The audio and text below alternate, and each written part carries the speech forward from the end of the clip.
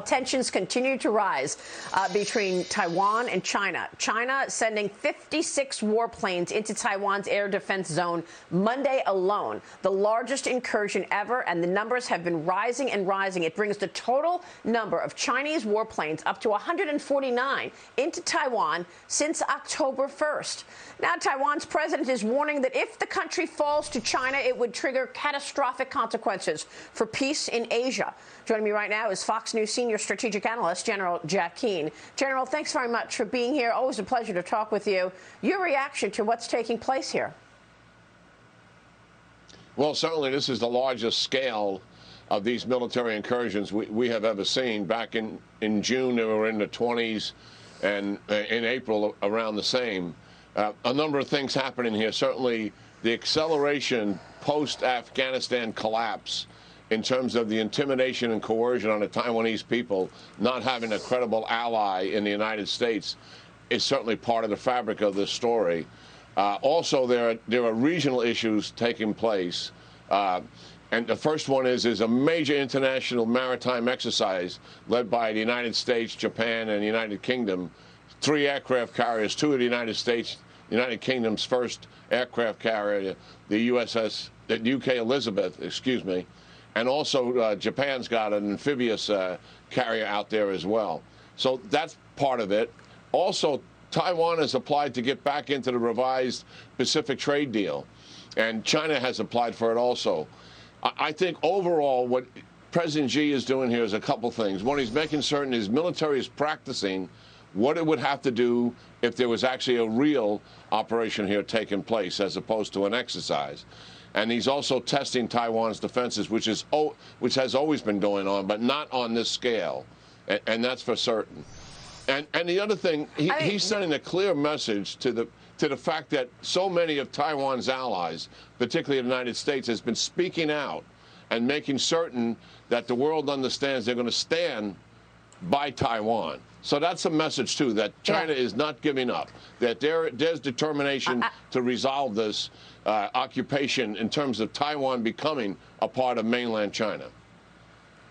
I may get the words wrong, but I remember during Xi Jinping's speech during the 100-year anniversary of the CCP, he said something like, you know, reunification will happen with Taiwan, and anyone who gets in the middle of it will see their heads smashed.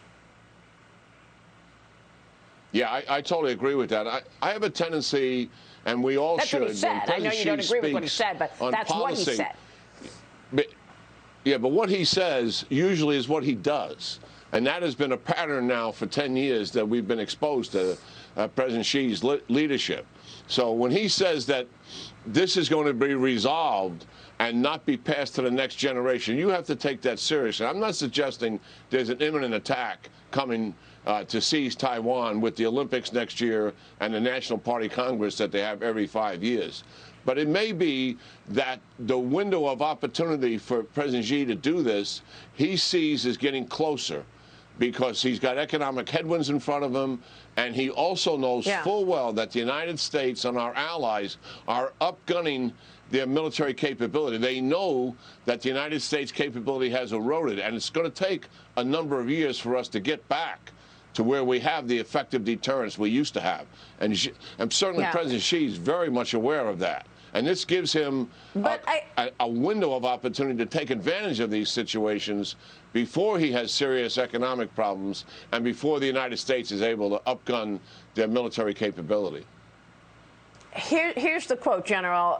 China's President Xi Jinping warning that foreign powers will get their heads bashed if they attempt to bully or influence the country. So, you know, he said this during the 100th anniversary celebration several months ago. But what's to stop him? He knows that he just got away with going into Hong Kong and taking Hong Kong 25 years too soon, right? I mean, I know that the Trump administration and then the Biden administration have talked about allies, the Quad, if you will, to strengthen an alliance to counter or certainly confine China. But there's really been no teeth to that, has there? I mean, why wouldn't he do whatever he wants in Taiwan, knowing that he just got away with what he did in Hong Kong and we didn't hear a peep from any of the free world. Yeah, well, certainly there's a lot of logic to that. I mean, first of all, that language, that rich bellicose language that he uses, that's really designed for his domestic audience to make certain that they understand that China stands alone as a powerful country and no one can resist it. So that kind of language is meant for their consumption. The second thing, I think that the major calculus for President Xi has to deal with the United States. I mean, he does, if he's going to take Taiwan, he doesn't want to take Taiwan and have a full-out war as a result of it. If that happened, all of his strategic objectives that he's trying to achieve would be gone. But what he wants to do is be able to occupy Taiwan with no resistance from the United States and our allies. That is what is on his mind. So the calculus will always be, in my judgment, where is the United States on this? Now, Secretary Blinken has come out as late as April and said that we would defend Taiwan.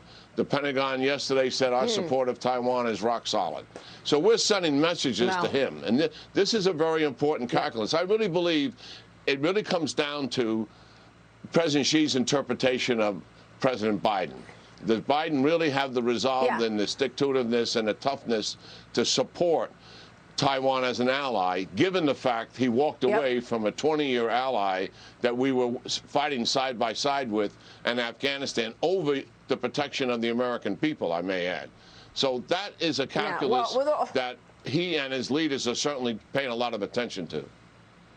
Yeah, I mean, look, with all due respect, General, Joe Biden also told us that, 18 states that changed their laws were Jim Crow laws. He also told us, that mandates for vaccines were legal. And he also told us that, they were not sending, they were sending migrants back. So he also told us he would unify us. So I'm keeping what he says with a grain of salt, to be honest with you.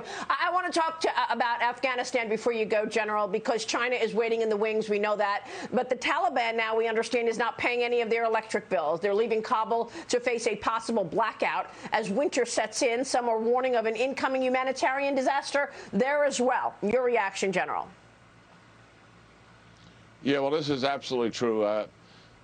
Afghanistan is an economic basket case, to be sure, with a growing humanitarian crisis. I believe they're heading towards a failed state and ultimately a civil war in the country, because the pressure that's going to be on the people will be so significant that their tribal leaders and warlords will have to do something to adjust the situation. The suffering of the people is going to be immense. Yeah, 70% of their electricity comes from the so-called Stans area to the north.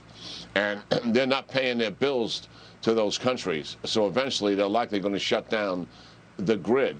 The banking system has failed. People cannot get money out of ATM machines or out of the bank. The hospital systems, healthcare, are failing. There's thousands of hospitals and clinics that are closed because all of that money came internationally from donors to keep those hospitals sustained. And that's not happening. Inflation is spiraling out of control. This is going to be a significant problem. Listen, the Taliban haven't done anything to get international support. They said they were going to have an inclusive government. They have not. They said women are going to participate. They are not. So not one single country has recognized them, Maria, and they're not getting any international funding. The United States is holding $9 billion of Afghan money, and it's because a terrorist organization is now running the country. And that's the reality that we're facing here. They pulled off a coup. We saw in the streets the Taliban whipping women. No comment about the whipping of women in the streets of Afghanistan from this administration. Instead, they lie about the border agents. General Jack Keane, it's always a pleasure, sir. Thank you.